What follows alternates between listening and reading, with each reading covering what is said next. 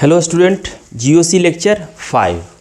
Previous class में हमने यह पढ़ाया था कि इंडक्टिव इफेक्ट क्या होता है। इंडक्टिव इफेक्ट में क्या होता था कि पोलराइजेशन क्या होता था, polarisation of electron movement through sigma bond होता था कि नहीं। जो भी मोर इलेक्ट्रोनिगेटिव एलिमेंट को क्या करता था, इलेक्ट्रॉन क्लाउड को अपने तरफ खींचता था। उसके कारण क्या होता था, सारा कार्बन पर कुछ न कुछ इफेक्ट पड़ता था। इसमें दो टाइप था, प्लस आई और माइनस आई। प्लस आई में क्या था कि जिसके ऊपर कोई चार्ज है, जैसे नहीं था CH2 माइनस, O के ऊपर माइनस चार्ज था, NH के ऊपर माइनस चार्ज था। क्या करता था, अपने चार्ज को कम करने के लिए इलेक्ट्रॉन क्या करता था, पुश करता था। यानी माइनस जो प्लस आई इफेक्ट इसमें तो ये होता था। माइनस में क्या होता था, जो भी मोर इलेक्ट्रोनिगेटिव एलिमेंट होता था वो क्या करता था, इलेक्ट्रॉन क्लाउड को अपने तरफ पुल करता था कि नहीं। इसमें मैं दोनों का सीरीज भी लिखवा चुका था और बहुत सारा लॉट्स ऑफ प्रॉब्लम मैंने करवाया था। इससे आपका पूरा कंसेप्ट क्लियर हो गया होगा, क्या प्लस आई होता है और क्या माइनस आई इफेक्ट होता है। उसके बाद मैंने उसका एप्लीकेशन पढ़ाया था, 3 एप्लीकेशन पढ़ा चुका था, कार्बोकेटाइन, कार्बोनाइन और फ्री रेडिकल। कार्बोकेटाइन का स्टेबिलिटी कौन बढ़ाता था, आप जानते हैं। कार्बोकेटाइन क्या, इलेक्ट्रॉन डिफिशिएंट स्पीशीज होता है। इसके कारण क्या होता था, उसके ऊपर इलेक्ट्रॉन की कमी के कारण क्या होता था, जो प्लस आई इफेक्ट होता था वह क्या, कार्बोकेटाइन का स्टेबिलिटी को बढ़ाता था। और जो कार्बोनाइन जो माइनस आई इफेक्ट था तो क्या करता था, उसकी स्टेबिलिटी को घटाता था। यानी कि प्लस आई इफेक्ट कार्बोकेटाइन के स्टेबिलिटी को बढ़ाना और माइनस आई इफेक्ट कार्बोकेटाइन का स्टेबिलिटी को घटाना, यही ना होता था। और कार्बोनाइन में क्या होता था, उसके ऊपर निगेटिव चार्ज था। यानी वो चाहता था कि मेरा निगेटिव चार्ज को कोई ले ले, यानी कि उसके ऊपर से वह हट जाए, डिस्पर्स हो जाए। तो उस केस में क्या होता था, जो माइनस आई इफेक्ट क्या करता था, कार्बोनाइन का स्टेबिलिटी को बढ़ाता था और प्लस आई उसका स्टेबिलिटी को घटाता था। फ्री रेडिकल क्या था, वह भी एक टाइप का इलेक्ट्रॉन डिफिशिएंट स्पीशीज था कि नहीं।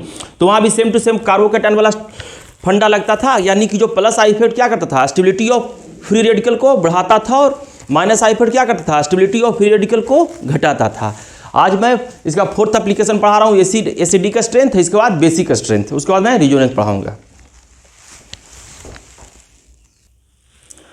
Now we teach acids, acidic strength. यानी इंडक्टिव इफेक्ट के कारण एसिडिक स्ट्रेंथ में कैसे वेरिएशन आता है, यानी कोई भी एसिड कैसे स्ट्रॉन्ग होगा और कोई भी एसिड कैसे वीक होगा, या इंडक्टिव इफेक्ट के कारण भी हो सकता है। इसलिए सबसे पहले हम एसिड समझते हैं कि आखिर एसिड होता क्या है। हम जो यहाँ पर एसिड पढ़ रहे हैं वो आर्हेनियस, अकॉर्डिंग टू आर्हेनियस के अनुसार क्या था कि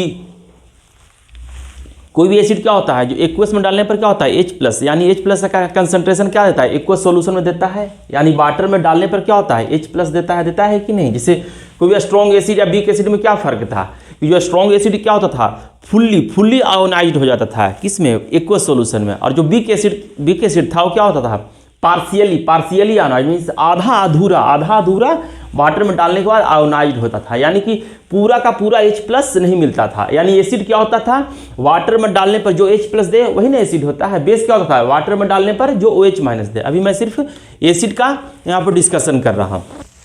यानी acids are those substance which increase the concentration of H+ ions in the aqueous solution.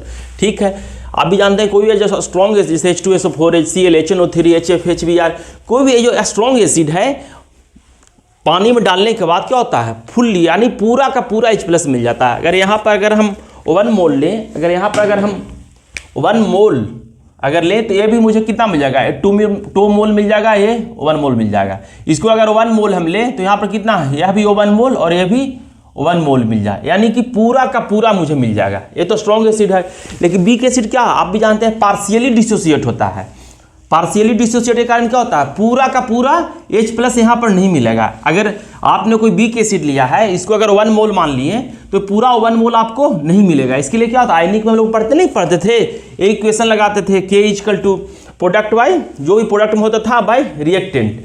जो क्या कांस्टेंट था ना, एसिडिक कांस्टेंट, जो टेम्परेचर पर वेरी करता था। मेरा टेम्परेचर आप चेंज करोगे तभी एसिडिक स्ट्रेंथ जो होता था वैल्यू वह चेंज करता था। यानी इंडक्टिव इफेक्ट के कारण एसिड में क्यों फर्क आ रहा है, कैसे हम, आप सिंपल सा देख रहे हो। जैसे कोई भी एसिड जब डिसोसिएट होता है तो एक क्या बन रहा है, ये आयन बन रहा है कि नहीं, निगेटिव वाला बन रहा है और ये पॉजिटिव वाला बन रहा है। यही ने कार्बन आयन होता था। कार्बन आयन क्या होता था, कोई भी एलिमेंट के ऊपर निगेटिव चार्ज आता था वही ना कार्बन आयन होता था। यानी कोई भी एसिड है उसका क्या है, कंजुगेट बेस होता है। कहीं भी कोई भी, जैसे ये एसिड हो गया, इसका कंजुगेट बेस क्या होगा, ये होगा। ये एसिड, इसका कंजुगेट बेस कौन होगा, ये होगा। उसी तरह सेम टू सेम ये भी एसिड, तो इसका कंजुगेट बेस कौन होगा, यह होगा। दिख रहा है कि नहीं। अब बताओ कि रिएक्शन फॉरवर्ड कब जाएगा, रिएक्शन फॉरवर्ड पूरी तरीका से कब जाएगा, यानी ये जितना स्टेबल होगा, नहीं होगा। खुद सोचो ना भाई कि हमें जैसे एसिड अच्छा है, अगर एसिड अच्छा होगा तो यहाँ पर नहीं देख रहे हो, एसिड अगर अच्छा है तो क्या होगा, पूरा का पूरा मुझे H+ मिल जाएगा कि नहीं, यानी रिएक्शन कहाँ गया, फॉरवर्ड की तरफ शिफ्ट हो रहा है, नहीं हो रहा है भैया। जब एसिड को स्ट्रॉन्ग हो गया, पूरा का पूरा मुझे H+ मिल रहा है, इसका मतलब क्या हो गया, रिएक्शन मुझे फॉरवर्ड शिफ्ट, यानी जितना फॉरवर्ड शिफ्ट होगा, जितना फॉरवर्ड शिफ्ट उतना अच्छा एसिड, यही ना है। नहीं पता चल रहा है वहाँ कि कोई भी स्ट्रॉन्ग एसिड है, मुझे पूरा का पूरा H+ कब मिला, जब रिएक्शन मेरा 100% कहाँ फॉरवर्ड की तरफ गया। लेकिन यहाँ पर क्या हो गया, वीक एसिड है, 100% तो नहीं जा रहा है, फिर भी जा रहा ना है, यानी ये कार्बन आयन जो है जितना स्टेबल होगा, खुद सोचो ना भाई कि ये कार्बन आयन जितना स्टेबल होगा उतना तेजी से आगे बढ़ेगा, नहीं बढ़ेगा। अगर ये वीक होगा तो क्या होगा, पूरा जो एसिड है आने में क्या है, आनाकानी करेगा। लेकिन ये जितना स्ट्रॉन्ग होगा उतना जो आपका रिएक्शन है फॉरवर्ड की तरफ आएगा। यानी यहाँ सिंपल सी बात है कि जो कार्बन आयन जितना कार्बन आयन स्टेबल होगा उतना क्या होगा, एसिड आपका अच्छा होगा। अब आप लोग पढ़े हैं कि जब कार्बन आयन बनता है तो उसका स्टेबिलिटी कैसे चेंज करता है, +I वाला उसका स्टेबिलिटी बढ़ाता है या -I वाला इफेक्ट बढ़ाता है। यानी सिंपली हम लोग नहीं पढ़े हैं कि कोई भी जैसे एलिमेंट है उसके ऊपर निगेटिव चार्ज आ गया तो बेचारा क्या हो जाता है, पागल हो जाता है, वो चाहता नहीं है कि मेरा निगेटिव चार्ज को कोई हटा ले। यहाँ यानी कि जो कार्बन आयन का स्टेबिलिटी कौन सा, -I इफेक्ट वाला बढ़ा रहा था, नहीं बढ़ा रहा था, -I इफेक्ट कार्बन आयन का स्टेबिलिटी को बढ़ाता था। यानी जितनी स्ट्रॉन्ग -I इफेक्ट उतना अच्छा कार्बन आयन नहीं होगा, जितना अच्छा कार्बन आयन उतना अच्छा क्या होगा, आपका एसिड, उसका कंजुगेट एसिड है, नहीं हो जाएगा। यानी जितना यह स्टेबल उतना अच्छा एसिड, जितना यह वीक उतना खराब एसिड, यहीं से डिसाइड होगा, नहीं हो जाएगा। खुद एक बार सोच लेना, एक बार पॉज करने के बाद सोचना कि भैया जितना जो स्टेबल होगा, स्टेबल का मतलब क्या होगा, रिएक्शन फॉरवर्ड आ रहा है। जब रिएक्शन फॉरवर्ड आ रहा है तो क्या हो जाएगा, एसिड आपका उतना ही स्ट्रॉन्ग हो गया, यानी totally depend on carbon ion.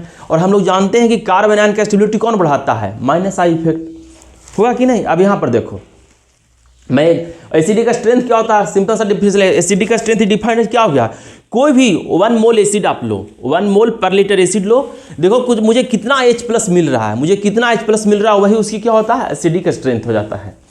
अब यहाँ पर ये दो एसिड से मैं कंपेयर कर रहा हूँ, ये हो गया फॉर्मिक एसिड हो गया और ये हो गया एसिटिक एसिड। अब इसका मुझे क्या करना है, कंजुगेट बेस में कन्वर्ट कर देना है, यानी कि H+ को हटा लेना है, नहीं हटा लेना है। अब देखो जैसे H+ को हटा लिए, उसके बाद हमने चेक किया कि भैया ये दोनों में से कौन सा ज़्यादा स्टेबल कार्बन आयन है। आप भी जानते हैं कार्बन आयन का स्टेबिलिटी को कौन बढ़ाता है, -I इफेक्ट, +I इफेक्ट उसका स्टेबिलिटी को क्या घटाएगा। भैया इसके ऊपर इलेक्ट्रॉन है ना, पागल हुआ है कि मेरा इलेक्ट्रॉन कोई ले। अब +I वाला क्या करता है, इलेक्ट्रॉन तो देता है, वो तो लेता नहीं है, यानी कि उसकी स्टेबिलिटी को क्या घटाएगा। अब यहाँ पर देखो CH3 है ना जुटा हुआ, CH3 ग्रुप और यहाँ पे H ग्रुप है। अब सबसे ज़्यादा +I कौन लगा रहा है, आप भी जानते हैं CH3 लगा रहा है, +I नहीं लगा रहा है, +I लगा रहा है। यहाँ पर क्या CH3 के रिस्पेक्ट में क्या होता है, कम H+I लगा रहा है, यानी कि H+ जितनी स्ट्रॉन्ग उतना क्या हो जाएगा, जो कार्बन आयन का स्टेबिलिटी क्या हो जाएगा, खराब हो जाएगा। यानी कि ये दोनों में से सबसे स्टेबल कार्बन आयन कौन है, उतना प्रैक्टिस करने के बावजूद आपको तो इजीली बता दोगे भैया कि सबसे स्टेबल कार्बन आयन कौन है, ये है, होगा कि नहीं। तो ये सबसे स्टेबल कार्बन आयन होगा तो उसका एसिड भी क्या हो जाएगा, सबसे स्टेबल हो जाएगा, नहीं हो जाएगा। अरे भाई सोच लो भाई, एसिड है, कार्बन आयन बना कि नहीं, ये जितना स्टेबल उतना रिएक्शन फॉरवर्ड जाएगा कि नहीं, जितना फॉरवर्ड जाएगा उतना H+ मिल जाएगा। यही तो एसिड का डिफिनेशन है, मुझे जितना H+ मिले उतना एसिड मेरा क्या होगा, स्ट्रॉन्ग। जितना खराब H+ मिले, यानी जितना कम अमाउंट में H+ मिले, क्या हो जाएगा, वह वीक एसिड हो जाएगा। यानी कि टोटली कार्बन आयन पर है, कार्बन आयन स्टेबल तो इस रिएक्शन फॉरवर्ड और आपका जो आपका क्या हो जाएगा, H+ उतना ही मिलेगा, यानी कि टोटली कार्बन आयन पर है। ये देखो सिंपल से यहाँ दिख नहीं रहा है। यानी आप जब भी कोई भी एसिड, 2 एसिड दिया हुआ रहेगा तो आप सबसे पहले क्या करोगे, उसका कार्बन आयन बनाओगे, कार्बन आयन का स्टेबिलिटी चेक कर लेना, +I और -I इफेक्ट लगा करके। उसके बाद आप डिसाइड कर लेना कि कौन सा कार्बन आयन ज़्यादा स्टेबल होगा, जो ज़्यादा कार्बन आयन स्टेबल होगा उसी का एसिड स्ट्रॉन्ग होगा। अभी मैं सिर्फ इंडक्टिव इफेक्ट लगा रहा हूँ, इसके बाद जब हाइपर कंजुगेशन और मिजोमेरिक पढ़ाएंगे तो उसके बाद भी एसिडिक स्ट्रेंथ और बेसिक स्ट्रेंथ का बहुत सारा प्रॉब्लम हम करवाएंगे। बहुत प्रॉब्लम पूछता है, जो भी नीट या जेई कुछ भी हो, कहीं भी अच्छी खासी अमाउंट में प्रॉब्लम पूछता है। अब देखो दूसरा आपसे पूछता हूँ कि HF, HCl, HB और HI, ये तीनों में चारों में सबसे स्ट्रॉन्ग कौन है। सिंपल सा, सबसे पहले हम क्या बनाएंगे, इसका कंजुगेट बेस बना लिए कि नहीं। अपरूपी HF बॉन्ड जब ब्रेक होगा, ये बॉन्ड ब्रेक नहीं होगा, ये बॉन्ड जब ब्रेक होगा, ये बॉन्ड ब्रेक होगा, ये बॉन्ड ब्रेक होगा तो क्या बनेगा F minus Cl minus Br minus I minus. अब देखो कि सबसे इजीली बॉन्ड कौन ब्रेक होगा। आप भी जानते हैं कि F का साइज क्या होता है, छोटा होता है, हाइड्रोजन का साइज क्या होता है, वो भी छोटा होता है। धीरे धीरे क्लोरीन का साइज बड़ा हुआ, ब्रोमीन का साइज बड़ा हुआ, आयोडीन का साइज बड़ा हुआ। तो अब देखो कि बॉन्ड तोड़ने में सबसे आसानी कहाँ होगा, ये बॉन्ड तोड़ने में, HI वाला बॉन्ड तोड़ने में आसानी होगा नहीं होगा, क्योंकि जो इसका ओवरलैपिंग जो बनता है, HF का ओवरलैपिंग कैसे होगा, खुद सोचो एक बार।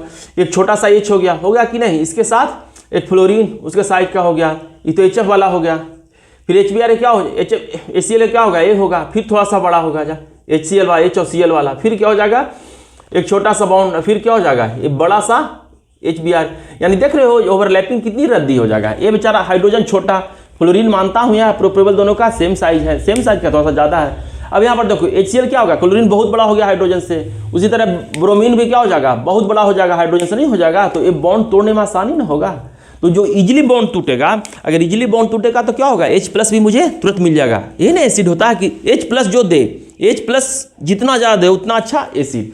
यानी जो इजीली H प्लस मुझे कौन देगा, अपरूपी A देगा, नहीं देगा। बॉन्ड तो आसानी से बॉन्ड टूट जाएगा तो क्या होगा, इजीली H प्लस देगा। यहाँ पर क्या होगा, आपका ज़्यादा अमाउंट में एनर्जी की रिक्वायरमेंट होगा, इसलिए HF में क्या होगा, H प्लस देने में आना कहीं नहीं करेगा, आपको ज़्यादा एनर्जी चाहिए HF बॉन्ड तोड़ने के लिए।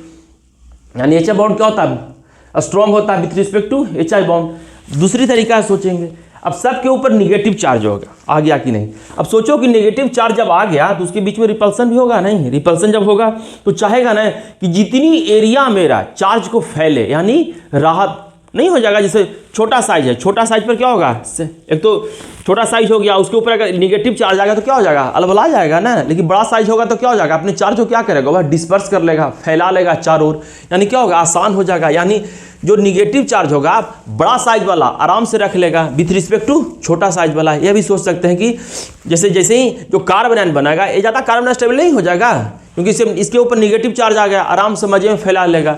ब्रोमीन कुछ कम फैलाएगा, क्लोरीन और कुछ कम फैलाएगा, और फ्लोरीन क्या हो जाएगा, अपने ऊपर बहुत उसकी छोटा साइज होता है फ्लोरीन का, तो क्या होगा, चार्ज को अपने ऊपर नहीं फैलाएगा। यानी ये चारों में सबसे स्टेबल कौन हो जाएगा, I माइनस। उसके अनुसार भी क्या कह सकते हैं हम कि HI जो हो जाएगा सबसे स्ट्रॉन्ग एसिड नहीं हो जाएगा, HI वाला सबसे स्ट्रॉन्ग एसिड हो जाएगा विथ रिस्पेक्ट टू HF। दो तरह से एक बॉन्ड ब्रेकिंग तरीका सोच लेंगे कि बॉन्ड ब्रेकिंग में इजीली H प्लस मिल जाए। इजीली H प्लस कौन देगा, HI देगा, इसलिए क्या हो जाएगा, HI वाला ज़्यादा स्ट्रॉन्ग हो जाएगा with respect to HBr HF। दूसरा तरीका क्या हो गया, जो निगेटिव चार्ज आता है वो आसानी से कौन रख सकता है, अपरूपी जिसके पास बड़ा साइज होगा वो आसानी से ना अपने उस निगेटिव चार्ज को चारों ओर डिस्पर्स करके मजे में रख लेगा। सेकंड हो गया, इसलिए रूल 2 बन गया कि जो एसिडिक स्ट्रेंथ होता है directly proportional to size of atom attach to hydrogen atom. यानी जितना बड़ा साइज उतना क्या हो जाएगा, उतना अच्छा एसिड होगा। यानी टॉप टू बॉटम आने पीरियोडिक टेबल में क्या होता था, फ्लोरीन, क्लोरीन, ब्रोमीन, आयोडीन। जैसे साइज बढ़ रहा है तो जैसे क्या होता है, एसिडिक स्ट्रेंथ बढ़ रहा है। रूल 1 तो देख ही लिया कि एसिडिक स्ट्रेंथ कितना, माइनस I इफेक्ट, क्योंकि कार्बन आयन बन रहा है। कार्बन आयन का स्टेबिलिटी कौन बढ़ाता है, minus I effect. Carbon ion का स्टेबिलिटी को जो प्लस I इफेक्ट क्या करता है, उसकी तो और खराब कर देता है। माइनस I इफेक्ट क्या करता है, उसका स्टेबिलिटी को बढ़ा देता है। जल्दी आप सब लोग समझ गए होंगे बहुत अच्छी तरीका से। एक बार मैं फिर से जब पूरा मेजोमेरिक और हाइपर कंजुगेशन पढ़ाऊंगा तो फिर से एक बार एसिडिक स्ट्रेंथ कराऊंगा, जल्दी से कर लो। रूल 1, रूल 2, एक रूल और 3 है, निगेटिविटी वाला नहीं पता चल रहा है भाई। हाँ जल्दी से कॉपी कर लो, इसको जल्दी से कॉपी करो। कॉपी कर लिया, जल्दी से कॉपी करो। रूल 3 लिखवा रहा हूँ, जल्दी से कॉपी कर लो आप लोग। पॉज कर लेना वीडियो को। हाँ जिस वक्त मैं लगाया था कि जो आपका एसिडिक का स्ट्रेंथ है directly proportional to size of atom, इसका मैं कुछ प्रॉब्लम दिया हूँ, आपको करना है इस पर कि एसिडिक का स्ट्रेंथ ही directly proportional to size of atom, size of atom था ना दूसरा रूल। अब यहाँ पर देखो ये ROH और RSH का है ना, अभी दोनों बताओ इजीली H प्लस कौन देगा। ये बड़ा साइज है, सल्फर है ना, यानी ये जो बॉन्ड है इजीली ब्रेक हो जाएगा, नहीं हो जाएगा, ये बॉन्ड इजीली ब्रेक हो जाएगा। जो बॉन्ड इजीली ब्रेक होगा, जो बॉन्ड इजीली ब्रेक हो जाएगा वहीं से ना आसानी से H प्लस मिल जाएगा। यानी इसलिए तो मैं बताया रूल लिखाया था कि एसिडिक का strength is directly proportional to size of atom. अब ये दोनों देखो H प्लस कहाँ मिल जाएगा, बड़ा साइज है तो क्या हो जाएगा, आराम से बॉन्ड टूट जाएगा, तो मुझे H प्लस मिल जाएगा। ये दोनों में देखो यहाँ भी मुझे H प्लस मिलेगा। H प्लस आसानी से कहाँ मिलेगा, जो बॉन्ड इजीली ब्रेक होगा। ये दोनों में देखो कौन सा बॉन्ड इजीली ब्रेक हो रहा है, एस और एच। आपरूपी नहीं है, ऑक्सीजन से सल्फर का साइज बड़ा है या छोटा, बड़ा है, इसलिए क्या हो जाएगा, यहाँ सेम टू सेम हो गया। आप बताओ यहाँ भी है ऑक्सीजन और सल्फर, मुझे आसानी से H+ कहाँ मिलेगा, सल्फर के साथ या ऑक्सीजन के साथ। आपरूपी साइज बड़ा तो क्या हो जाएगा, ओवरलैपिंग खराब, ओवरलैपिंग खराब तो क्या हो जाएगा, बॉन्ड इजीली ब्रेक हो जाएगा। रूल नंबर 2, यानी सिर्फ मैं रूल नंबर 2 लगा रहा हूँ। यहाँ पर भी देख लो एस और एच, और यहाँ भी एस और एच। इजीली कहाँ से मुझे H+ मिल जाएगा, एसिड का मतलब वही ना जहाँ से मुझे आसानी से H+ मिल जाए, जितना H+ उतना स्ट्रॉन्ग एसिड, यही ना होगा। यहाँ पर देखो NH2 और PH2 में अब देखो फॉस्फोरस का साइज बड़ा है या नाइट्रोजन का, आपरूपी फॉस्फोरस का है, तो जो फॉस्फोरस के साथ जो हाइड्रोजन जुटा हुआ रहेगा उसका बॉन्ड वीक न रहेगा, बॉन्ड वीक रहेगा तो क्या होगा, आसानी से मुझे H+ मिल जाएगा यहाँ से। यहाँ पर भी देख लो सब यही हो जाएगा, यहाँ मैं नहीं लिखा हूँ। अब दूसरा रूल है, अब देखो HF वाटर, NH3 और CH4 है। अब इसमें मुझे बताना है कि सबसे ज़्यादा एसिडिक का स्ट्रेंथ किस में होगा, एसिड का मतलब क्या होगा, H+ मिलना। अब मुझे देखेंगे H+ आसानी से मुझे कैसे मिलेगा। अब सोचो कि जब मोर इलेक्ट्रोनिगेटिव जो एलिमेंट रहेगा, जो मोर इलेक्ट्रोनिगेटिव एलिमेंट रहेगा वो क्या करेगा, इलेक्ट्रॉन को अपने तरफ खींचेगा, नहीं खींचेगा। यहाँ पर से देखो, यहाँ पर है ना इलेक्ट्रॉन, तो क्या करेगा, ये सल्फर अपने तरफ खींचेगा कि नहीं, यानी H इसके ऊपर क्या आ जाएगा Δ+, और इस पर क्या आ जाएगा Δ-। यानी जितना इलेक्ट्रॉन निगेटिव रहेगा, मुझे एसिड के लिए H+ ही तो चाहिए, यानी जितना स्ट्रॉन्ग, जितना मोर इलेक्ट्रोनिगेटिव वो क्या करेगा, इलेक्ट्रॉन क्लाउड, यानी दोनों इलेक्ट्रॉन को अपनी तरफ जब खींचेगा तो क्या होगा, आसानी से H+ नहीं मिल जाएगा। अब यहाँ पर देखो ऑक्सीजन भी है, यानी ये भी दोनों इलेक्ट्रॉन क्या करेगा, अपने तरफ इसको पुल करेगा, तो क्या होगा, यहाँ भी H+ नहीं निकल जाएगा। H+ क्या करेगा, अपना इलेक्ट्रॉन ऑक्सीजन को दे देगा, आसानी से दे देगा। यानी जितना ज़्यादा इलेक्ट्रॉन निगेटिव उतना जो हाइड्रोजन हो जाएगा अपना इलेक्ट्रॉन आसानी से उसको दे देगा। NH2 में भी देखो 2 इलेक्ट्रॉन है, ये भी नहीं दे देगा इसको। यहाँ भी देखो, अभी सबसे ज़्यादा जो मोर इलेक्ट्रोनिगेटिव एलिमेंट रहेगा वो क्या करेगा, आसानी से दोनों इलेक्ट्रॉन लेगा, यानी क्या होगा, आसानी से मुझे H+ नहीं मिल जाएगा। इस सब केस में क्या होगा, H+ मुझे आसानी से मिल जाएगा। अब बताओ H+ मुझे आसानी से कहाँ से मिलेगा, OH minus H+, NH2 minus H+, CH3 H+, यानी ज़्यादा इलेक्ट्रोनिगेटिव रहेगा वो आसानी से वहाँ से क्या हो जाएगा, इलेक्ट्रॉन को अपने तरफ पुल करेगा, H+ इजीली निकल जाएगा। यानी इस केस में सबसे ज़्यादा एसिड कौन होगा, यही हो जाएगा। इसके अनुसार रूल 3 बन गया कि एसिडिक का स्ट्रेंथ जितना ज़्यादा इलेक्ट्रोनिगेटिविटी ऑफ एटम जुटा हुआ रहेगा हाइड्रोजन एटम से, उतना ही वह स्ट्रॉन्ग एसिड हो जाएगा। जब साइज का वेरिएशन नहीं होगा, देख top left to bottom periodic table में ऐसे जाने पर क्या होता है, साइज वेरी करता है, नॉर्मल थोड़ा सा करता है, लेकिन टॉप टू बॉटम आने पर क्या होता है, साइज हम लोग कंसीडर करते हैं। लेफ्ट टू राइट जाने पर साइज को कंसीडर नहीं करते हैं। अब यहाँ पर देखो, अब इसमें देखो कि ये मुझे H+ लेना है, H+ लेना है।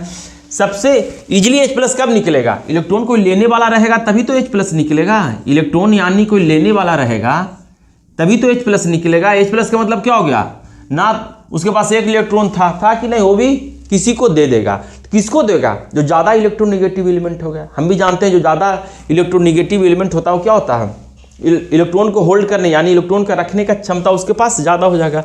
अब देखो कि इसमें सबसे ज़्यादा इलेक्ट्रोनिगेटिव कौन सा कार्बन, एक कार्बन कौन सा था, sp, एक कार्बन कौन सा है sp2, इसका इलेक्ट्रॉन जानते हैं 3.2 होता है, इसका कितना होता है 2.8। अब सोचो कि सबसे ज़्यादा इलेक्ट्रोनिगेटिव एलिमेंट कौन है, ये है, इसलिए इसका ज़्यादा हो जाएगा।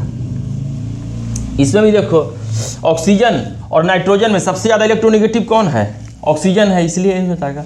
यहाँ पर देखो CN और A हम उधर भी करवाए थे, नहीं करवाए थे, कार्बोकेटाइन कार्बन की जब स्टेबिलिटी बता रहे थे, कार्बन कौन सा हो गया sp कार्बन, ए कार्बन कौन सा है sp2, ए कार्बन कौन सा है sp है। अब बताओ सबसे ज़्यादा इलेक्ट्रोनिगेटिव कौन सा कार्बन होता है, sp carbon, that's why electronegative इसका हो जाएगा। यानी कि 3 रूल। पहला रूल क्या लगाना है, वही कार्बन आयन वाला कि कार्बन आयन का स्टेबल कौन करता है, -I इफेक्ट कार्बन आयन को स्टेबल करता है, और +I क्या करता है, कार्बन आयन का स्टेबिलिटी को घटाता है। दूसरा साइज, यानी टॉप टू बॉटम आने पर क्या होगा, साइज बढ़ता है। जब साइज बढ़ता है तो क्या हो जाएगा, बॉन्ड इजीली ब्रेक हो जाएगा, तो मुझे आसानी से H+ मिल जाएगा। थर्ड रूल क्या है कि इलेक्ट्रोनिगेटिविटी, यानी कि जितना ज़्यादा मोर इलेक्ट्रोनिगेटिव एलिमेंट रहेगा उतना क्या करेगा, इलेक्ट्रॉन को खींच लेगा हाइड्रोजन से। बेचारा हाइड्रोजन के पास एक इलेक्ट्रॉन है, खींचे क्या करेगा, उसको नंगा भूखा H+ सिंपल बना देगा। जितना अच्छा H+ उतना अच्छा एसिड। अब तीनों रूल लगा करके क्वेश्चन के जल्दी से सोल्व करो। अब इसमें मेनली मुझे क्या देखना है, प्लस आई वाला इफेक्ट भी। अब यहाँ पर देखो सबका ये तीनों का आपका अपने कॉपी पर इसका कार्बन बनाना है। कार्बन जब बनाओगे तो नहीं बन जाएगा, यहाँ पर ए निगेटिव इस पर भी आ जाएगा, इस पर भी निगेटिव आ जाएगा। अब सोचो कि इसमें सबसे ज़्यादा मोर स्टेबल कौन सा कार्बन आयन होगा, इसे मुझे कुछ भी कहना नहीं है यार। 3 डिग्री सबके सब प्लस आई इफेक्ट लगा रहा है। प्लस आई इफेक्ट क्या करता है, कार्बन आयन की स्टेबिलिटी को घटाता है, यानी कि सबसे स्ट्रॉन्ग प्लस आई इफेक्ट इसका है, उसके बाद इसका, उसके बाद इसका, जस्ट अपोजिट नहीं हो जाएगा, यानी सबसे अच्छा एसिड ए हो जाएगा, इसके बाद ए हो जाएगा और इसके बाद ए हो जाएगा। अब इसमें देखो ये चारों में देखो कि सबसे ज़्यादा स्टेबल कौन होगा, सिंपल सी बात है यार। कार्बन आयन की स्टेबिलिटी कौन बढ़ाता है, इसमें भी क्या करेंगे हम लोग, कार्बन आयन बना लेंगे, हाइड्रोजन नहीं निकालेंगे। हाइड्रोजन निकालने के बाद क्या हो जाएगा, कार्बन आयन नहीं बन जाएगा। यहाँ से हाइड्रोजन को जब आउट कर देंगे तो इस पर क्या हो जाएगा, निगेटिव चार्ज आ जाएगा। 2 इलेक्ट्रॉन है, दोनों को दोनों इसको दे देगा तो इस पर क्या हो जाएगा, सिर्फ H+ आ जाएगा। यानी कि सबका मुझे कार्बन बनाना है, उसका स्टेबिलिटी चेक करना है। यानी जो ज़्यादा स्टेबल कार्बन आयन वह एसिड भी सबसे स्ट्रॉन्ग होगा। अब देखो इसमें ये तो प्लस आई इफेक्ट लगा रहा है, यानी सबसे रद्दी कार्बन आयन होगा। अब देखो कि सबसे ज़्यादा माइनस आई इफेक्ट कौन लगा रहा है। अब आप ही जानते हैं फ्लोरीन, ब्रोमीन और आयोडीन में सबसे ज़्यादा माइनस आई इफेक्ट कौन लगाता है, फ्लोरीन लगाता है। तो जब सबसे ज़्यादा माइनस आई इफेक्ट लगाता है तो कार्बन आयन भी तो सबसे स्टेबल हो जाएगा। यानी कार्बन आयन सबसे स्टेबल तो एसिड भी क्या हो जाएगा, सबसे स्टेबल, यानी ये हो जाएगा। सेकंड पर क्या हो जाएगा, 2 हो जाएगा, उसके बाद क्या हो जाएगा, 3 हो जाएगा, उसके बाद क्या हो जाएगा, 4 हो जाएगा, हो ना। सबसे स्ट्रॉन्ग एसिड हो गया, इसके बाद ए, इसके बाद ए, इसके बाद ए। अब इसमें सेम टू सेम वही कंसेप्ट लगाओ कि माइनस आई इफेक्ट मुझे कार्बन आयन बनाना है, H+ यहाँ से निकलेगा तो कार्बन आयन नहीं बन जाएगा। यहाँ से भी H+ सबका निकालो एक H+ निकाल के देखो कि ऑक्सीजन के ऊपर निगेटिव चार्ज आता है, उसके बाद वो कार्बन आयन बन गया। अब उसका स्टेबिलिटी मुझे चेक करना है, जो कि मैं मास्टर हूँ, इतना क्वेश्चन प्रैक्टिस कर लिया हूँ। उसके बाद अब इसमें देखो कौन सा सबसे कार्बन आयन स्टेबल होगा। यहाँ पर देखो फ्लोरीन देखो क्या पास में है, नहीं है, यहाँ पर फ्लोरीन क्या हो, कुछ दूर हो गया। आप भी जानते हैं इंडक्टिव इफेक्ट जो होता है डिस्टेंस डिपेंडेंट होता है, यानी जितनी पास उतनी स्ट्रॉन्ग इंडक्टिव इफेक्ट, जितना दूर उतनी वीक इंडक्टिव इफेक्ट। तो क्या हो जाएगा, सबसे स्टेबल कार्बन आयन कौन करेगा, जो पास वाला फ्लोरीन रहेगा। ये दूर वाला फ्लोरीन है, यानी कि ये 2 हो गया, ये 3rd हो गया। तो प्लस आई इफेक्ट लगा रहा है, प्लस आई इफेक्ट क्या करता है, कार्बन की स्टेबिलिटी को खराब करता है। यानी सबसे स्ट्रॉन्ग एसिड कौन सा हो गया, ए और ए। जल्दी से इसको कॉपी करो और मैं क्वेश्चन आप लोगों को दूंगा। क्वेश्चन को पॉज करके पहले प्रैक्टिस कर लेना, उसके बाद देखना, तभी फायदा करेगा, ऐसे बिल्कुल भी फायदा नहीं करेगा। और यहाँ पर कोई भी आपको हाइपर कंजुगेशन या मेजोमेरिक वाला इफेक्ट नहीं लगाना है, मैं जब कंबाइन करूँगा वहाँ पर वो दिमाग लगाना है। जल्दी से इसको कॉपी करो और क्वेश्चन में करवाता हूँ, जल्दी से कॉपी कर लो। आप लोग वीडियो को पॉज कर लेना, उसके बाद वीडियो को पॉज कर लेना, उसके बाद क्वेश्चन को कॉपी कर लेना। सब लोग वीडियो आराम से मजे में पॉज कर लो, लिख लो। अब जो भी मैं क्वेश्चन दूंगा उसको वीडियो को पॉज करना, पहले अपने से प्रैक्टिस करना, उसके बाद देखना, तभी फायदा करेगा, ऐसे बिल्कुल भी फायदा नहीं करेगा। हाँ, जल्दी से वीडियो को पॉज करो, सारा क्वेश्चन को प्रैक्टिस करो कि इसमें सबसे स्ट्रॉन्ग एसिड कौन सा होगा, सबसे स्ट्रॉन्ग एसिड कौन सा होगा। आपको इसमें करना क्या है कि आपको कि सब कार्बन आयन बना लेना है, उसके बाद उसका स्टेबिलिटी को चेक कर लेना है। जो ज़्यादा स्टेबल कार्बन आयन वह एसिड भी अच्छा हो जाएगा, जो खराब यानी जो वीक कार्बन आयन होगा स्टेबिलिटी वो क्या हो जाएगा, उसका एसिडिक स्ट्रेंथ भी क्या हो जाएगा, खराब हो जाएगा। यानी आप कार्बन आयन का स्टेबिलिटी यहाँ पर चेक करना है। और 1 बाय 1 मैं बनाता हूँ, जल्दी से वीडियो पॉज करके आप सारा क्वेश्चन यानी 20 क्वेश्चन को आप प्रैक्टिस करो कॉपी पर, उसके बाद ही देखना, ऐसे मत देखना। देखो मैं सब कार्बन आयन बनाता हूँ, यहाँ पर हाइड्रोजन जैसे ही जाएगा ना, हाइड्रोजन जाएगा तो यहाँ पर क्या हो जाएगा, कार्बन आयन बन जाएगा। यहाँ से भी हाइड्रोजन जाएगा, कार्बन आयन बन जाएगा, नहीं बन जाएगा। यहाँ से भी हाइड्रोजन जाएगा तो क्या बन जाएगा, कार्बन बन जाएगा, साथ में क्या होगा, H+। अब सोचो जितनी स्टेबल कार्बन आयन रहेगा उतना ही अच्छा क्या होता है, एसिड होता है। अब इसमें देखो कि सबसे स्टेबल कार्बन आयन कौन सा होगा, यहाँ पर कौन सा है, यहाँ 3 डिग्री कार्बन जुटा हुआ है, यहाँ पर 2 डिग्री कार्बन जुटा हुआ है और यहाँ पर 1 डिग्री कार्बन जुटा हुआ है। यानी कि जो कार्बन आयन की जो स्टेबिलिटी होता है वो प्लस आई क्या करता है, घटाता है कि नहीं। यानी सबसे स्ट्रॉन्ग प्लस आई कहाँ लग रहा है, 3 डिग्री पर, उसके बाद 2 डिग्री, उसके बाद 1 डिग्री। यानी सबसे अच्छा सबसे स्टेबल कार्बन कौन सा होगा, ए होगा, एक वाला ए होगा ना। अब जितना अच्छा कार्बन आयन का स्टेबिलिटी होगा उतना ही अच्छा क्या हो जाएगा, एसिड हो जाएगा। यहाँ पर देखो सेम टू सबसे अच्छा एसिड कौन सा होगा इसमें। अब देखो कि आप भी जानते हो इंडक्टिविटी क्या होता है, डिस्टेंस डिपेंडेंट। अब फ्लोरीन क्या होगा, पास से खींच रहा है, थोड़ा दूर से खींच रहा है, थोड़ा और दूर से खींच रहा है। यानी पास से क्या होगा, कार्बन जो बनेगा उसका क्या हो जाएगा, ज़्यादा स्टेबल हो जाएगा। जो कार्बन आयन बनेगा वो क्या हो जाएगा, ज़्यादा स्टेबल बनेगा। जो ज़्यादा बनेगा कार्बन आयन जो बनेगा वो क्या बन जाएगा, ज़्यादा स्टेबल बनेगा। अब सोचो इसमें सबसे स्टेबल कार्बन कौन सा होगा, ये होगा। इसमें देखो सबसे स्टेबल कार्बन कौन सा होगा, तीनों के तीनों क्या होगा, माइनस आई इफेक्ट लगा रहा है। और कार्बन आयन के लिए सबसे अच्छा तो बेटर वही माहौल होता है कि जो माइनस आई इफेक्ट क्या करता है, कार्बन आयन का स्टेबिलिटी को बढ़ाता है। अब यहाँ पर आप सोचो कि कार्बन आयन का स्टेबिलिटी को सबसे ज़्यादा कौन बढ़ाएगा, सबसे ज़्यादा कौन खींच रहा है, सबसे ज़्यादा कौन इलेक्ट्रॉन को पुल कर रहा है। सबसे अच्छा माइनस आई इफेक्ट देखो यहाँ पर सबसे अच्छा माइनस आई इफेक्ट कौन लगा रहा है, ये लगा रहा है। उसके बाद NO2, उसके बाद CN होगा। दिक्कत है तो आप सीरीज वाला जो पावर लिख पाए ना माइनस आई को, उसका चेक कर लेना। यहाँ पर देखो सिंपल सा बात है, एक कौन सा कार्बन है, sp कार्बन। एक कौन सा कार्बन है, sp2 कार्बन है। अब बताओ sp कार्बन ज़्यादा इलेक्ट्रोनेगेटिव या sp2, आप रूपी या sp कार्बन, तो सबसे अच्छा माइनस आई इफेक्ट इसका होगा। यहाँ पर देख लो सेम टू सेम यहाँ भी है सबसे अच्छा। अब देखो CN यहाँ पर क्या हो गया, पास में CN है, CN क्या है, अच्छा माइनस आई इफेक्ट लगा रहा है। डिस्टेंस डिपेंडेंट के कारण क्या हो गया, दूर चला गया, दूर चल गया तो क्या होगा, कुछ कम पावर से माइनस आई इफेक्ट लगाएगा, यानी सबसे स्टेबल ये हो जाएगा कि नहीं। यहाँ पर देखो यहाँ पर सेम टू सेम है। अब फ्लोरीन, क्लोरीन, ब्रोमीन, आयोडीन में से आप चेक कर लो कि माइनस जो आई इफेक्ट होगा सबसे ज़्यादा किसका होगा, फ्लोरीन का, क्लोरीन का और किसका होगा, ब्रोमीन का होगा कि नहीं। तो जितना अच्छा माइनस आई इफेक्ट क्या होगा उतना अच्छा कार्बन का स्टेबिलिटी और उतना ही अच्छा क्या हो जाएगा, उसका एसिडिक स्ट्रेंथ हो जाएगा, यानी सबसे अच्छा एसिड ये हो जाएगा। इसमें देखो ये तो क्या है, ये तो प्लस आई वाला लगा रहा है। और ये क्या होगा, sp2 कार्बन है ना, यहाँ पर sp2 कार्बन है, sp2 कार्बन है, यानी क्या लगा रहा है, माइनस आई इफेक्ट लगा रहा है, सबसे बेस्ट हो गया। यहाँ पर देख लो, अब यहाँ पर आपको यहाँ पर क्या हो गया, एक कार्बन है ना, दो कीटोन ग्रुप लगा हुआ है, यानी देख लो कार्बन के साथ क्या लगा हुआ है, ऑक्सीजन, यानी क्या होगा, इलेक्ट्रॉन को पुल कर रहा है, दो ऑक्सीजन इलेक्ट्रॉन को पुल करेगा। तो इलेक्ट्रॉन को पुल करेगा तो क्या होगा, इजीली से ना H+ यहाँ से आउट हो जाएगा, इजीली यहाँ से आउट। यहाँ पर क्या सिर्फ एक वाला पुल कर रहा है, यहाँ पर कोई पुल नहीं कर रहा है, यानी यहाँ से H+ निकलना आसान होगा विथ रिस्पेक्ट टू यहाँ और यहाँ, इसलिए सबसे अच्छा एसिडिक स्ट्रेंथ इसका हो गया। यहाँ पर भी देख लो माइनस आई इफेक्ट पावर देख लो सबसे अच्छा माइनस आई इफेक्ट किसका होगा, आप भी जान रहे हो NR3 NH3 में सबसे अच्छा इसका होता है, माइनस आई इफेक्ट होता है कि नहीं। इसके बाद इसका होता है, इसके बाद इस तरह से। इसमें देख लो उसे बताया था कि फॉर्मिक और एसिडिक में सबसे स्ट्रॉन्ग कौन होता है, एसिडिक होता है, लेकिन ये दोनों में CCl3 है यार, कितनी बड़ी माइनस आई इफेक्ट लगाएगा, यानी कार्बन कितनी ज़्यादा स्टेबल कर देगा विथ रिस्पेक्ट टू फॉर्मिक और एसिटिक एसिड, यानी सबसे 1 पर ए हो जाएगा, 2 पर ए हो जाएगा और 3 पर ए हो जाएगा। इसमें देख लो ये कितना है, 3 डिग्री है कार्बन है या 2 डिग्री कार्बन है, यानी दोनों के दोनों क्या लगा रहा है, प्लस आई इफेक्ट लगा रहा है। हम जानते हैं plus I effect carbon ion की स्टेबिलिटी को घटाता है।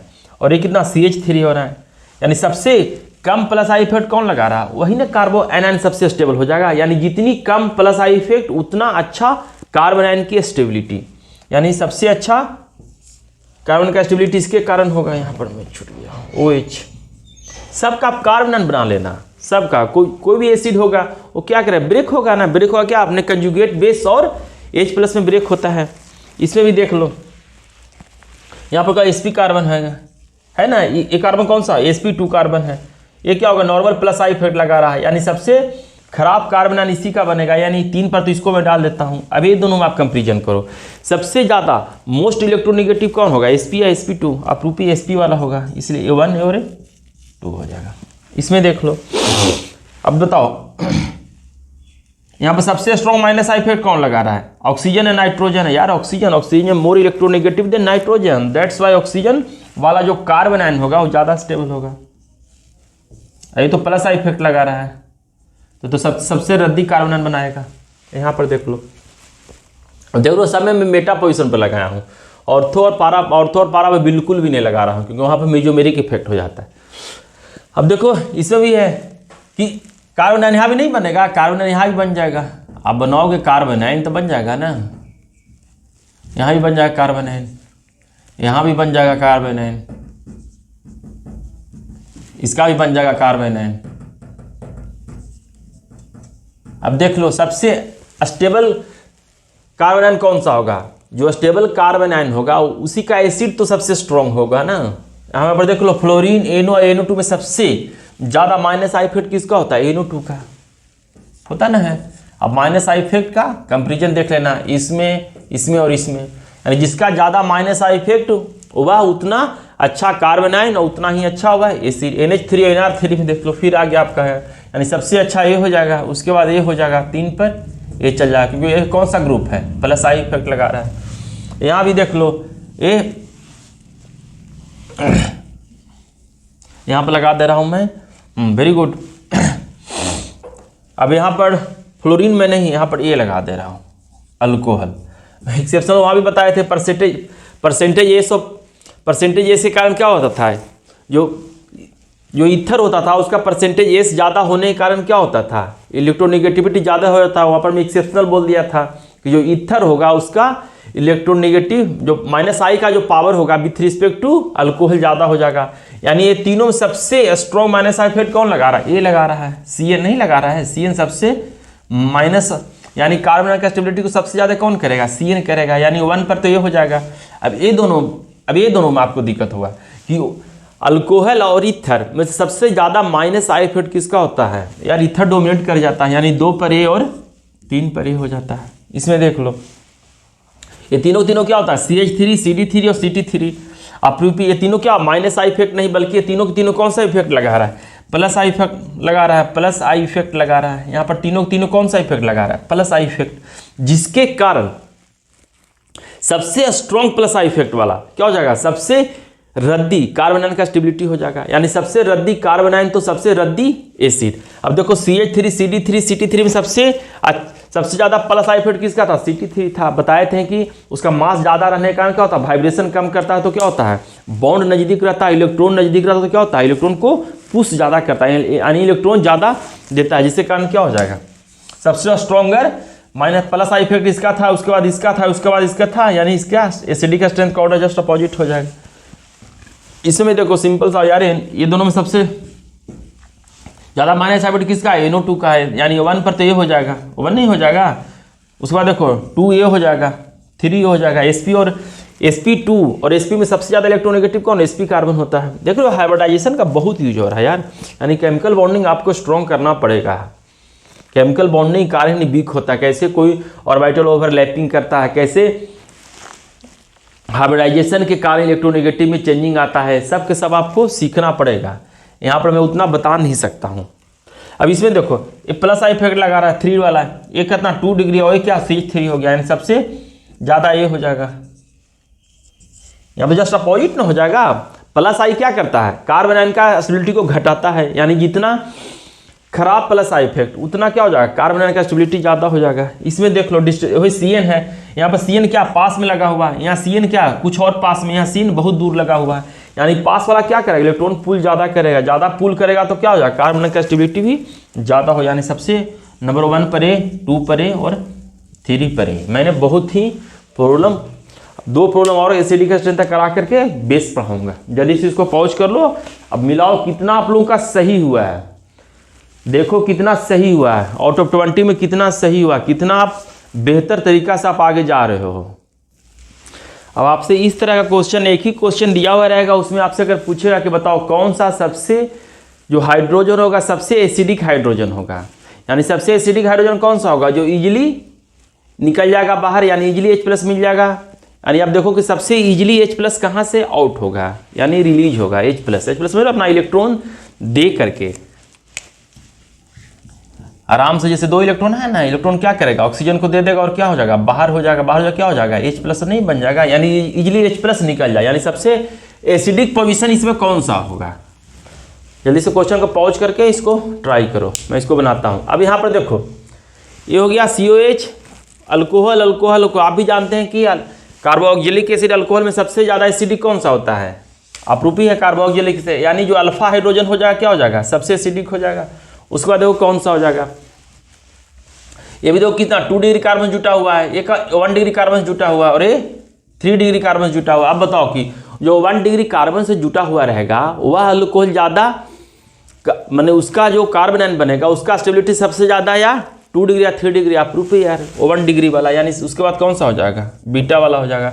उसके बाद देखो 2 डिग्री और 3 डिग्री में कौन सा डोमिनेट कर जाएगा, ऐसे भी 2 डिग्री, ऐसे भी देखो ना यार NR3+ एक बहुत बड़ा माइनस आई इफेक्ट ग्रुप लगा हुआ है। ये किसके पास में, इसके पास में ज़्यादा है, फिर इसके पास में, फिर इसके पास में, ऐसे भी सोच सकते हो। नहीं तो यहाँ पर देखो 3 डिग्री कार्बन से जुटा हुआ है, यानी इसको 3 डिग्री से जो बनता था, यानी कि 3 डिग्री से जो कार्बन आयन बनेगा वो सोचो कितनी उसकी रद्दी स्टेबिलिटी होगा, रद्दी कार्बन आयन का स्टेबिलिटी हो गया है ना 3 डिग्री कार्बन से। सोच लो आप उधर प्लस 3 कार्बन, इसको भैया इसको इलेक्ट्रॉन को रिलीज करने वाला चाहिए, यहाँ पे क्या इलेक्ट्रॉन देने वाला हो गया, यानी सेकंड नंबर पर क्या हो गया बीटा हो गया, और थर्ड नंबर पर क्या हो गया ये गामा हो गया, उसके बाद क्या हो गया डेल्टा हो गया।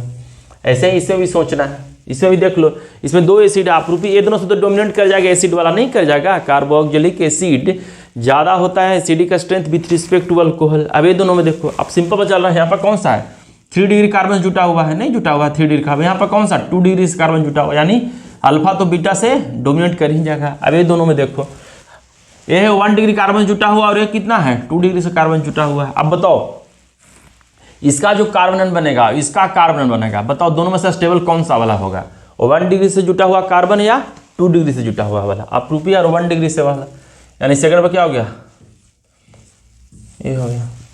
इसमें देख लो, इसमें देखो सबसे ज़्यादा कौन होगा, इसमें सारा का सारा मैं अल्कोहल में दे दिया हूँ। अब यहाँ पर आपको देखना क्या है कि ये सबके पास क्या हो, एक ग्रुप जैसा आपरूपी, देखो यहाँ पर कितना एक एसिड में दे दिया हूँ। अब जैसे ही कार्बोक्सिलिक एसिड आ गया, यानी सबसे स्ट्रॉन्ग तो यही हो जाएगा, यानी डेल्टा सबसे ज़्यादा हो जाएगा, गामा सबसे ज़्यादा हो जाएगा। उसके बाद देखो कौन सा हो जाएगा, उसके बाद देखो सबसे स्ट्रॉन्ग माइनस आई इफेक्ट कहाँ लग रहा है, एक यहाँ है, एक माइनस आई इफेक्ट ए है, और एक माइनस आई इफेक्ट ए लग रहा है, यही लग रहा है, और एक 2 डिग्री से जुटा हुआ है। तो आपरूपी जो पास में माइनस आई इफेक्ट लगेगा, उसका जो कार्बन बनेगा वो ज़्यादा स्टेबल होगा, यानी NR3 वाला सबसे ज़्यादा हो जाएगा, यानी डेल्टा टू। उसके बाद देखो तो उसके बाद कौन सा होगा, डेल्टा 2 के बाद सबसे ज़्यादा कौन सा है CN, आपरूपी है यार CN वाला है ना, फ्लोरीन से ज़्यादा CN होता है कि नहीं, यानी सेकंड पर आ गया अल्फा हाइड्रोजन। उसके बाद फ्लोरीन वाला आएगा, यानी डेल्टा वन। उसके बाद कौन सा आएगा, लास्ट में बचिया कौन, ये बीटा वाला। इस तरह से एक ही क्वेश्चन में दिया हुआ रहेगा और आपसे पूछेगा कि बताओ सबसे ज़्यादा एसिडिक स्ट्रेंथ किस पॉइंट पर होगा, यानी अल्फा बीटा, इस तरह से गामा जैसा 1 2 3 4 भी दे देगा, समझ रहे हो कि नहीं। इस तरह से कोई अल्फा 1 अल्फा 2, इस तरह से भी आपको एक ही क्वेश्चन में आपको 4-5 साइट दे देगा एसिडिक स्ट्रेंथ का। उससे पूछेगा बताओ एसिडिक स्ट्रेंथ सबसे ज़्यादा किसका होगा, एसिडिक का, यानी H+ जो इजीली दे दे यार, H+ कब देगा, यहाँ पर जाते जो मोर क्या हो जाए माइनस के क्या करता है, खींचता है अपने तरफ, इलेक्ट्रॉन को पुल करता है, तो क्या हो इजीली H+ निकल जाएगा, यानी H+ जितना आसानी से निकलेगा उतना ही अच्छा एसिड होता है, ये ना होता है। अब नेक्स्ट क्लास में मैं पढ़ाऊंगा बेस, जल्दी से इसको कॉपी कर लो बेस, और उसके बाद रिजोनेंस का कुछ थोड़ा सा बता दूंगा, उसके बाद रिजोनेंस उसके अगले क्लास में स्टार्ट हो जाएगा। जस्ट इसका 5th एप्लीकेशन बेस पढ़ाऊंगा, जल्दी से इसको कॉपी कर लो। सारा क्वेश्चन को भाई एक प्रैक्टिस करो, जब तक प्रैक्टिस नहीं करोगे आगे दिक्कत होते रहेगा। अभी तो मैं जो कार्बोकेटाइन, कार्बन आयन और इसका स्टेबिलिटी है कैसे बता रहा हूँ, सिर्फ प्लस आई और माइनस आई इफेक्ट लगा के। जब तीनों इफेक्ट लगेगा, यानी कि मिजोमेरिक और हाइपर कंजुगेशन जब तीनों लगेगा, तो सोचो कितना दिमाग लगाना पड़ेगा। इसलिए पहले प्लस आई और माइनस आई पर मास्टरमाइंड बन जाओ, ताकि जब प्लस आई माइनस आई वहाँ पर आए तो वहाँ पर मुझे दिक्कत ना हो। मिजोमेरिक का भी अच्छा खासा प्रैक्टिस कराऊंगा, हाइपर कंजुगेशन पे जल्दी से। चल थैंक यू। आपको वीडियो अगर अच्छा लगा होगा, वीडियो अगर अच्छा लगा प्लीज़ यार, वीडियो अगर अच्छा लगा तो प्लीज़ यार सब्सक्राइब करना, शेयर करना और लोगों तक भी पहुंचाना यार, ताकि मुझे मोटिवेट मिले और मैं अच्छी वीडियो आपके लिए हर टॉपिक के लिए बनाऊं। अच्छी खासी प्रॉब्लम, देखो मैं कितना प्रॉब्लम प्रैक्टिस करा रहा हूँ यार, बहुत ज़्यादा।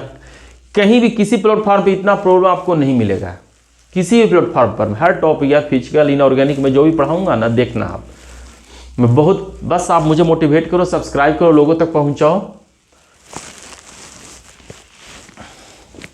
Thank you.